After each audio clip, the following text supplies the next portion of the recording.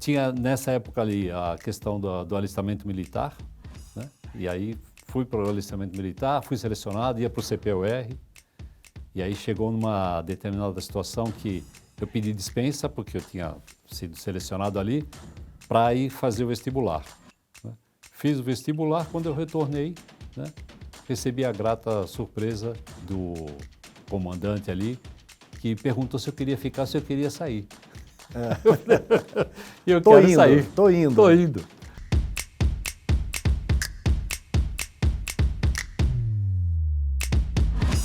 Uma das grandes riquezas de tudo aquilo que nós estamos produzindo aqui no Entrevista 50 CIOs é estar ao lado de pessoas maravilhosas, amigos, que nós temos uma história juntos. E o meu convidado de hoje é o Marcos Mazarin. Mazarin, um prazer poder te receber aqui na NetGlobe e principalmente gerar esse conteúdo falando um pouquinho mais da sua história. Muito obrigado. Muito obrigado a você, Renato. É um prazer, sem dúvida, estar aqui com você, como sempre, né? A gente sempre tem bastante coisa para compartilhar.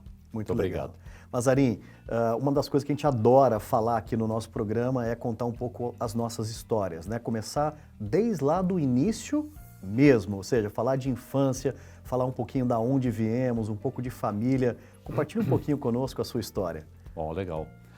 Eu sou paulistano, tá? Nasci no bairro do Tatuapé. Tatuapé. Isso. Minha família toda de lá, tanto do lado materno quanto do lado paterno. Família de descendência italiana e portuguesa, né? Então tem meu pai do lado italiano, minha mãe, o pai dela é do lado italiano também, minha avó é portuguesa, né? Então, assim, família grande, né? Morávamos num bairro ali que era basicamente residencial. Daí ali foi se desenrolando toda a história, né? Então era uma coisa muito interessante de ver isso, que começa a vir na mente, né? Aqueles eventos de família, né? O meu avô gostava de fazer festa, né? Então fazia aquelas mesas enormes, montava aquela mesa, vinha a família toda lá para poder fazer as comemorações, né? Seja de aniversário, de fim de ano, né? Eventos especiais. Adorava fazer vinho, né? Então fabricava vinho lá na propriedade onde a gente morava. Então são coisas muito interessantes. E o aspecto também da infância em si, né? E das relações ali com os colegas, né? Muita brincadeira de rua, né? Jogar futebol na rua, jogar taco, andar de bicicleta, né? Aquelas coisas assim, cara, que eram sensacionais. É uma história que hoje em dia, né, é difícil você ver, né? Assim, nos grandes centros, né, onde a gente vive hoje, é difícil de você encontrar uma família que tenha esse tipo de coisa hoje em dia, né? Naquela época, sim, né? Mas hoje em dia não. Bom, além disso, eu também sou corintiano, né? Então, como bom corintiano, aprendi a ser corintiano junto também com a família, né? Então, a maioria da família era corintiana. Meu irmão era palmeirense, porque meu pai também era palmeirense. E aí você já imagina a briga que saía ali entre os irmãos, né? O corintiano e o palmeirense eram coisas interessantes. Mas a gente foi aprendendo a lidar com essas diferenças aí também, entendeu? Então essa foi, vamos dizer assim, praticamente a minha parte na infância, né? Então ali do Tatuapé, né? Eu passei a estudar nos colégios, que eram os colégios estaduais, né? Então, ou seja, fui para a escola municipal, depois eu fui para um colégio profissionalizante, que era um colégio focado em engenharia. Então, a minha intenção era de se tornar um engenheiro, né? Então, comecei a estudar desde cedo a parte então, que era relacionada à mecânica, né? Que era uma das áreas de atuação que eu queria seguir, né? Então, fiz um vestibular, na época tinha um tipo de vestibular para poder entrar numa escola profissionalizante. E isso você estava com quantos anos, Mazarin? 11, bom, comecei com 11 anos, que era para entrar no ginásio, Tá. né, que era na época chamava ginásio ainda, né? Entrar no ginásio e logo depois na sequência, né, com 14 anos, para entrar para o lado que era o colegial. O colegial. E aí foi um colégio tanto o ginásio quanto o colégio foram profissionalizantes. Olha que legal. Os dois. E muito cedo, hein, Mazarin? Muito dois. cedo.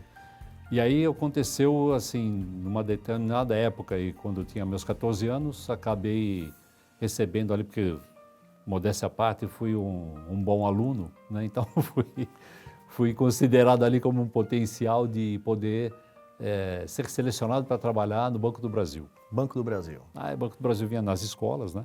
Vinha lá, selecionava um grupo de alunos e aí fui trabalhar no Banco do Brasil. Então, 14 anos eu estudava de manhã, trabalhava à tarde no Banco do Brasil e voltava para estudar à noite. Olha, que legal. Foi de 14 a 18 anos, né? Que era a época até você completar a maioridade, né? Que você trabalhava como menor aprendiz no Banco do Brasil. Ou seja, então foi uma excelente experiência. Excelente experiência, muito cedo, já dentro de um segmento muito promissor, né? Ou seja, as atividades de engenharia dão base, né, para uma Isso. carreira super bacana. E aos 18 anos, né, ou seja, aí começa, eu acredito que a gente brinca, né? Ou seja, a vida verdadeira começa ali com a maioridade, né, com a responsabilidade. Como que foi essa evolução da carreira? Então, eu considero o seguinte, acho que desde cedo, na verdade, desde que dessa época dos 14 anos, entrando numa atividade profissional, foi uma bagagem que você já vai começando a criar, né? Então, assim, aquilo tudo traz para você já um senso de responsabilidade, né? Então, porque tinha que estudar, né? Tinha que trabalhar, tinha uma responsabilidade no trabalho, tinha uma responsabilidade com a escola em si, né? Então, isso tudo acho que faz você se desenvolver de uma maneira mais rápida. Chegado, então, nessa época dos 18 anos, ok, saí do Banco do Brasil, então tem que agora ver o que eu vou fazer da vida, né? Então, acabar colegial, o que eu vou fazer agora? Então, comecei a procurar emprego, eu não queria ficar sem trabalhar, né? Então, fui trabalhar numa indústria, numa área de vendas, né? Uma vendas que não era vendas externa, uma venda mais interna, né? Eu fazia uma parte administrativa, né? E cuidando também de uma área de produção, né? Então, comecei a lidar com esse tipo de coisa. Eu tinha, nessa época ali, a questão do alistamento militar, né? E aí fui para o alistamento militar, fui selecionado, ia para o CPUR, e aí chegou numa determinada situação que eu pedi dispensa, porque eu tinha sido selecionado ali, para ir fazer o vestibular, né? Fiz o vestibular, quando eu retornei, né? Recebi a grata surpresa do comandante ali, que perguntou se eu queria ficar, se eu queria sair. Eu quero sair. Tô indo. E aí recebi uma dispensa, entendeu? Aí fui fazer, então, minha faculdade, que foi exatamente a faculdade focada em tecnologia da informação. E aí, como que foi o próximo passo? O que te desafiou para frente? O próximo passo foi o seguinte, retornando disso, então, ok, vamos começar aqui a pensar no modelo de como que a gente vai suportar a região, ok? Só que nesse ínterim, que aconteceu foi exatamente em 90. Anos 90. Anos 90. Começou que a empresa resolveu criar uma companhia global, a Philips resolveu criar uma companhia global em associação com uma software house holandesa. Software house na época que se chamava BSO, e criou-se uma empresa chamada Origin. Que nós conhecemos, né? Exatamente. Então, nesse momento foi o quê? Os colaboradores de TI da Philips viraram Origin, tá? Então, criando então as células de negócio, né, para suportar não só a Philips, mas com uma missão de fazer um movimento de explorar o mercado. Então, nesse contexto, eu acabei então assumindo uma posição de gestão, né, numa dessas unidades de negócio, onde que eu fazia a parte de gestão de processos para a Philips, de projetos, etc., e também para clientes, né, do mercado.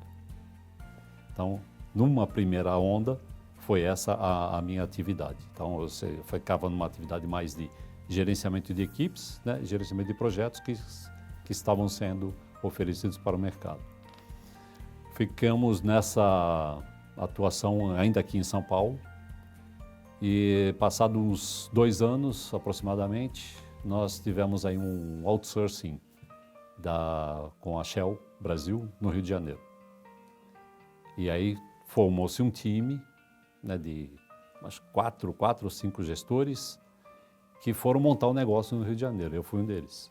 Aí fui para o Rio de Janeiro para montar essa operação de outsourcing para a Shell Brasil. Então, na época, nós tínhamos aí a A EDS era o player que fornecia o serviço, a Origin acabou ganhando, então fizemos toda uma transferência de conhecimento, né, entre as empresas em si. Foi bastante desafiante esse processo, né, mas fizemos com excelência, com colaboração tanto do lado quanto de outro, né, para poder então montar uma estrutura que pudesse ser capaz de oferecer o serviço lá para a Shell. Tá aí, e tá aí a sua ligação depois do Rio, que você nunca mais saiu do Rio. Exatamente. Paulistano no Rio de Janeiro e tudo mais. Isso. Mazarin, uma passagem incrível da sua carreira, porque eu vejo muita resiliência em tudo isso, né? Muitas mudanças, né? Ou seja, spin-off para cá, merging para lá.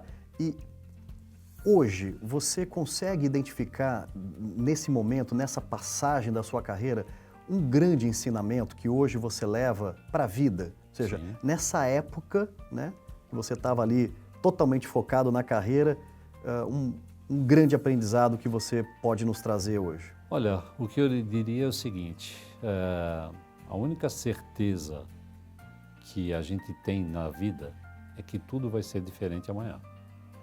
Essa é a única certeza. Então, todas essas experiências, né, a gente vê que nada é eterno, né? As coisas não duram para sempre. Então você precisa aprender a lidar com as situações, extrair o melhor que você pode daquele momento que você esteja vivendo. Tá? E foi isso que gradativamente eu fui aprendendo a fazer. Né? Então, quando você tem raízes, né, se você fica enfincado naquela posição, naquela situação, né, você não tem espaço para poder olhar para outras coisas. Yeah. Então, dado essas características aí de todas essas passagens, né, me fez gradativamente ir aprendendo com isso, e abrindo a mente para isso, né, e sendo mais receptivo, né, às coisas que vão acontecendo, e saber lidar com elas. Tá? Então é isso que eu digo, assim, a vida nos proporciona sempre, né, caminhos alternativos.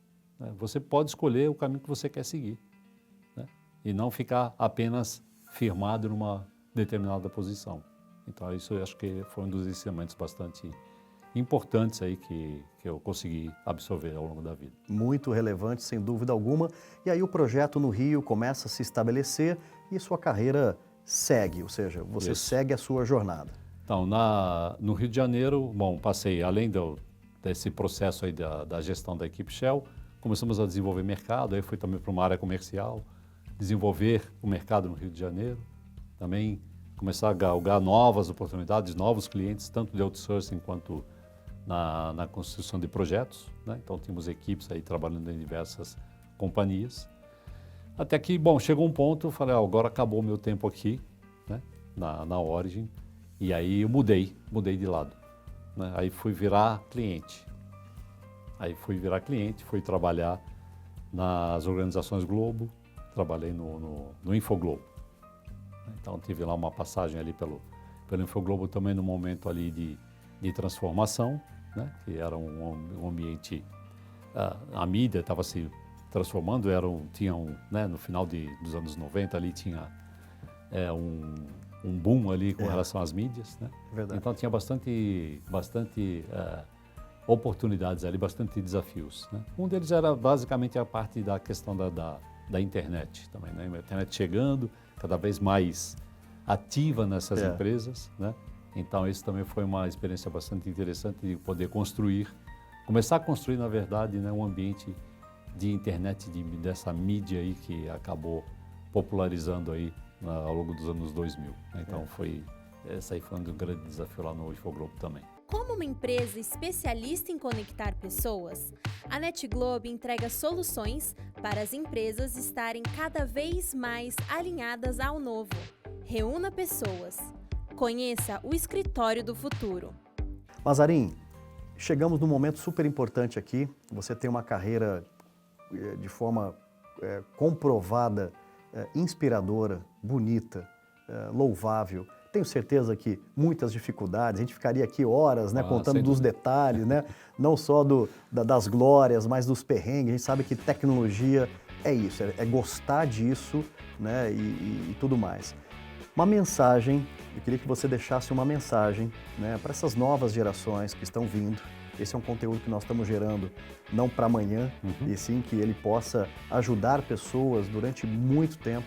E nós queríamos abrir um diálogo muito humilde, sincero, com essas novas gerações que estejam ou não olhando uma carreira para a tecnologia. Perfeito. E gostaria que o Mazarin deixasse uma mensagem para eles. Bom, eu deixaria a mensagem que eu acabo deixando também para as minhas filhas, né? Nenhuma delas quis seguir carreira técnica, nenhuma delas quis saber tecnologia, né?